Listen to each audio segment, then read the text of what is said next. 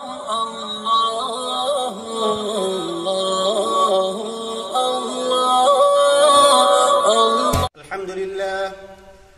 لله رب العالمين، والصلاة والسلام على سيد المرسلين محمد وآله وأصحابه أجمعين. أما بعد، فأعوذ بالله من الشيطان الرجيم. بسم الله الرحمن الرحيم. إن الدين عند الله الإسلام. وقال النبي صلى الله عليه وسلم: الإسلام يعلو ولا يعلى، أو كما قال رسول الله صلی اللہ علیہ وسلم. محترم حضرات، اللہ تعالیٰ نے ہمیں اور آپ کو مسلمان بنایا، اور اللہ تعالیٰ نے ہمارے لیے جو دین اور جو مذہب پسند کیا ہے، وہ دین اور وہ مذہب اسلام ہے. اللہ تعالیٰ نے مذہب اسلام کی تعریف فرمائی ہے، اور یہ بات ارشاد فرمائی کہ ان الدین عند اللہ الاسلام، کہ اللہ کے نزدیک جو مذہب اور جو دین قابل قبول ہے، وہ دین اسلام ہے. یہ دین ہمیں جو اور آپ کو ملا ہے، اسی دین کی اشاعت کے لیے اللہ تعالیٰ نے حضرت آدم علیہ السلام سے لے کر کے آخری پیغمبر تک جتنے بھی پیغمبروں کو اللہ تعالیٰ نے بھیجا ہے، وہ اسی دین کی اشاعت کے لیے بھیجا ہے. لوگ کہتے ہیں کہ آقا مدنی صلی اللہ علیہ وسلم سے پہلے دین کچھ اور تھا، اور آپ کے بعد میں دین کچھ اور ہو گیا. نہیں، بلکہ اللہ تعالیٰ نے جو دین حضرت آدم علیہ السلام کو دے کر کے بھیجا تھا،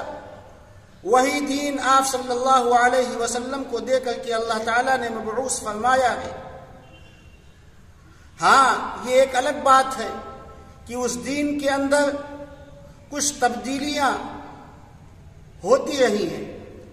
جس طریقے سے ہم اور آپ ایک بلڈنگ بناتے ہیں، بلڈنگ اسی جگہ کے اوپر بنی رہتی ہے،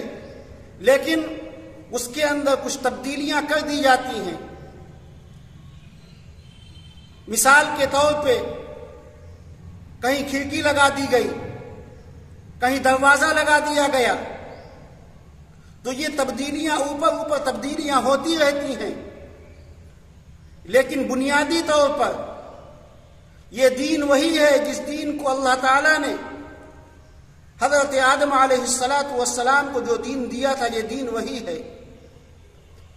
آپ کلمے کے اندر جا کر کے دیکھیے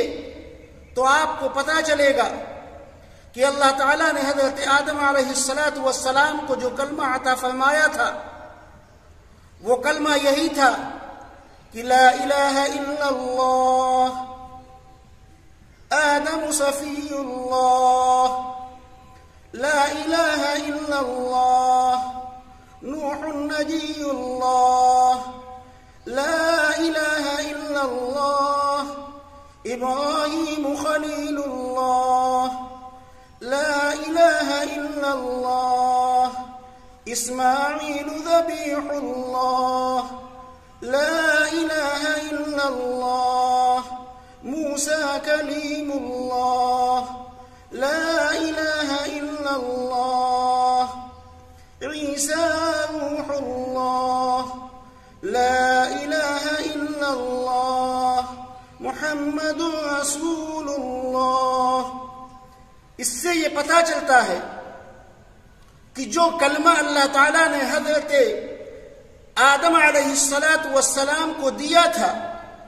وہی کلمہ حضرت ابراہیم کو بھی دیا گیا، وہی کلمہ حضرت اسماعیل کو بھی دیا گیا، وہی کلمہ حضرت نوح علیہ السلام کو بھی دیا گیا، اور وہی کلمہ ہمارے اور آپ کے آقا حضرت محمد مصطفیٰ صلی اللہ علیہ وسلم کو بھی دیا گیا. تو یہ دین وہی ہے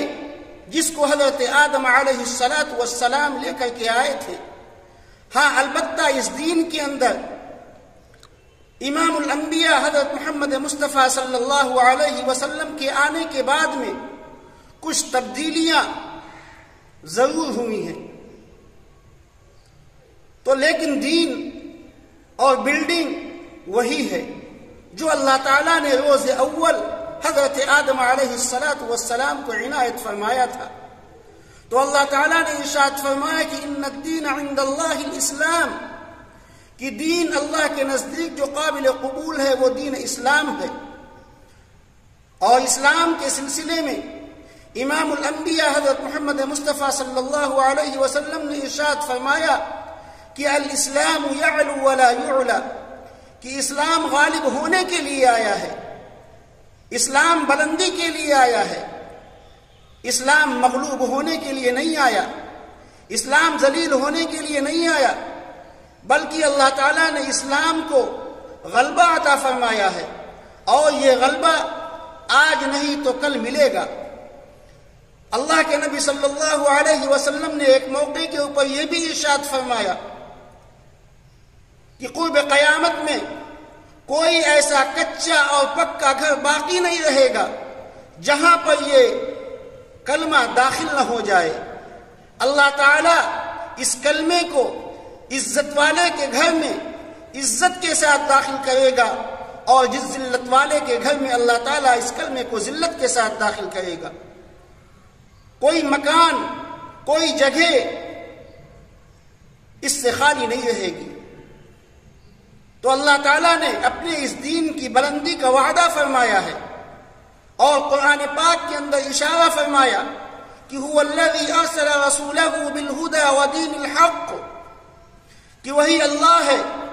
کہ جس نے اپنے رسول برحق کو دین حق دے کر کے بھیجا ہے، لیظہرہ علی الدین کلی، تاکہ تمام ادیان باطل کے اوپر اس دین کو غالب کر دے، تمام دین مغلوب ہو جائیں اور اللہ کا دین یہ غالب ہو جائے، اور اللہ تعالیٰ اپنا یہ وعدہ پورا کر کے رہے گا۔ یہ اللہ کا وعدہ ہے، یہ کسی انسان کا وعدہ نہیں، کسی پردھان کا وعدہ نہیں، کسی چودھری کا وعدہ نہیں، کسی پیسے والے کا وعدہ نہیں، کسی شہرت والے کا وعدہ نہیں، کسی طاقت والے کا وعدہ نہیں، کسی حکومت والے کا وعدہ نہیں، یا کسی بادشاہ کا وعدہ نہیں ہے۔ یہ بادشاہوں کے بادشاہ کا وعدہ ہے کہ اللہ تعالیٰ اپنے اس دین کو غالب کر کے رہے گا۔ اللہ کے نبی صلی اللہ علیہ وسلم نے بادشاہ روم کو اور بادشاہ ایران کو جو خطوط لکھے تھے، اس کے اندر یہی ارشاد فرمایا تھا آپ نے کہ قل یا اہل الکتاب تعالوا الى کلمۃ سواء بیننا وبینکم الا نعبد الا اللہ ولا نشرک به شیئا، کہ اے اہل کتاب، اے اللہ کے بندوں، اے انسانوں، ایک ایسے کلمے کی طرف آ جاؤ جو ہمارے اور تمہارے درمیان مشترک ہے، جس کلمے کو تم پڑھتے ہو، جس کلمے کی دعوت تمہارے نبی نے دی تھی، اسی کلمے کی دعوت تو ہم بھی دیتے ہیں۔ تو اللہ کے نبی صلی اللہ علیہ وسلم نے بادشاہوں کے خطوط کے اندر یہ بات لکھی تھی کہ تعالوا الی کلمۃ سواء بیننا وبینکم الا نعبد الا اللہ، کہ اے اہل کتاب ایک ایسے کلمے کی طرف آ جاؤ، ایک ایسے کلمے کو تھام لو، ایک ایسے کلمے کو اپنے گلے سے لگا لو، اپنی زندگی کے اندر داخل کر لو، جو ہمارے اور تمہارے درمیان مشترک ہے۔ الا نعبد الا اللہ، کہ ہم اللہ کے ساتھ اللہ کی عبادت کریں اور اس کے ساتھ کسی کو شریک نہ کریں۔ اور آپ نے یہ بھی ارشاد فرمایا کہ اسلم تسلم یؤتک اللہ اجرک مرتین، کہ اسلام لے آؤ محفوظ ہو جاؤ گے،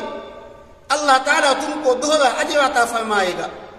بادشاہ روم کے پاس جب یہ خط پہنچتا ہے تو اللہ کے نبی صلی اللہ علیہ وسلم کے قاصد سے وہ خط لے کر کے اس بادشاہ روم نے اس خط کو پھاڑ دیا۔ آپ صلی اللہ علیہ وسلم کو جب اس کی اطلاع ہوئی تو آپ نے ارشاد فرمایا کہ اللہ تعالیٰ اس کے ملک کو اسی طریقے سے توڑ دے گا جس طریقے سے بادشاہ نے میرے خط کو پھاڑا ہے۔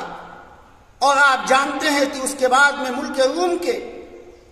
اس کے بعد میں ملک روم کے ٹکڑے ٹکڑے ہو گئے۔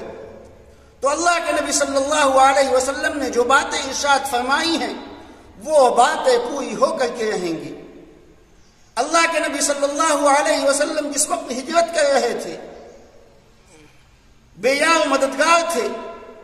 کوئی آپ کو پوچھنے والا نہیں تھا، کوئی آپ کا ساتھی نہیں تھا، کوئی آپ کا ساتھ دینے والا نہیں تھا۔ اللہ کے نبی صلی اللہ علیہ وسلم کے پیچھے ایک شخص لگا ہوا ہے، سراقہ اس کا نام آتا ہے، 100 اونٹوں کی لالچ میں آقا مدنی صلی اللہ علیہ وسلم کو گرفتار کرنے کے لیے آپ کا پیچھا کیے ہوئے ہیں۔ آپ صلی اللہ علیہ وسلم نے جب سراقہ کو دیکھا تو آپ نے ارشاد فرمایا کہ کیف بک اذا لبست یا سراقہ سوار کسرا، کہ اے سراقہ تمہارا اس وقت کیا حال ہوگا جب تمہارے ہاتھوں میں کسرا کے کنگن ہوں گے،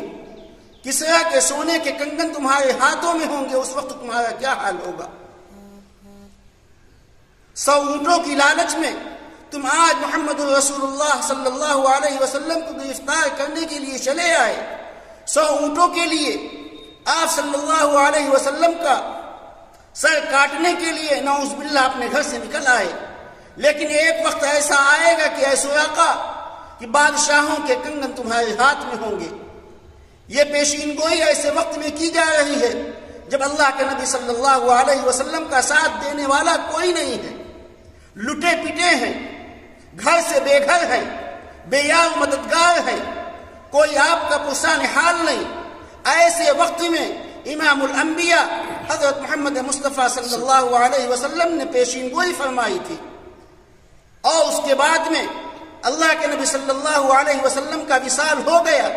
آپ دنیا سے رخصت ہو گئے۔ حضرت ابوبکر رضی اللہ عنہ کا زمانہ آتا ہے، 2.25 سال تک آپ خلیفہ رہے، اور اس کے بعد میں حضرت عمر رضی اللہ عنہ کا زمانہ آتا ہے، ملک روم فتح ہوتا ہے، اور آپ کے پاس بادشاہ روم کے وہ کنگن لائے گئے۔ آپ نے ارشاد فرمایا کہ سراقہ کہاں ہے، سراقہ کہاں ہے؟ سراقہ کو بلایا گیا اور سراقہ کے ہاتھوں میں وہ کنگن پہنائے گئے۔ تو حضرت سراقہ رونے لگے اور کہنے لگے کہ اللہ کے نبی صلی اللہ علیہ وسلم نے سچ فرمایا تھا۔ تو میرے بھائی، امام الانبیاء حضرت محمد مصطفیٰ صلی اللہ علیہ وسلم جو پیشین گوئی کر کے گئے ہیں، انشاءاللہ ضرور وہ تمام کی تمام چیزیں واقع ہوں گی اور وہ تمام پیشین گوئی پوری ہوں گی۔ اللہ تعالیٰ ان تمام چیزوں کو ہمارے دل کے اندر اتار دے، اور اللہ تعالیٰ اس دین کو سارے دینوں کو اوپر غالب فرما دے۔ وآخر دعوانا الحمد للہ رب العالمین۔